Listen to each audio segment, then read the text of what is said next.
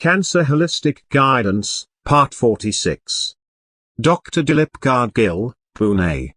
I was talking about the concept of fasting and how it has changed. Today, sago, groundnut, and potato are considered okay for consumption on a fasting day. This misconception, that some foods can be eaten and some can't, spread across the country. Now, people think that if they don't eat certain foods on that day, it isn't the correct way of fasting. People started preparing various types of delicacies using these items, and the basic concept of langan or fasting went for a toss. If we eat regular food, it is lighter than this kind of food. But the idea of special fasting food has had an adverse effect on people's health. It is given a religious angle, but there is no such thing. All these items have come to India from abroad, so there is no question of them being present in our religious texts.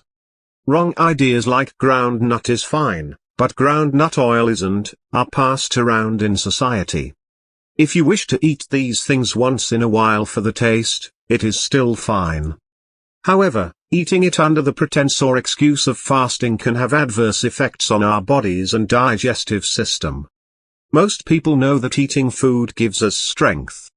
While this isn't wrong, it is important to remember that eating and digesting the food is what leads to strength, immunity, and development of the body. If the food isn't digested well, it creates a poison called ama, which leads to various diseases. Dr. Nanel had given an example of a German hospital dedicated to rheumatoid arthritis. Nanel sir was talking to a patient in the hospital, who was bedridden due to the swelling of his joints. When his food arrived, he refused to eat it and said he wasn't hungry. Within the next 2 minutes, 5 men barged in with a funnel and a liquid was forced down his mouth. 4 men had held the patient down while he continued to resist. Later, he vomited and all the food was thrown out. The doctors said that this man was stupid because he refuses to eat every day. If he didn't eat, how would he get the strength to fight the disease? And hence, they force-fed him. Nanel sir asked them to try stopping the food until the patient himself asks for it. My point here is that food enriches our bowel, vana, and agni.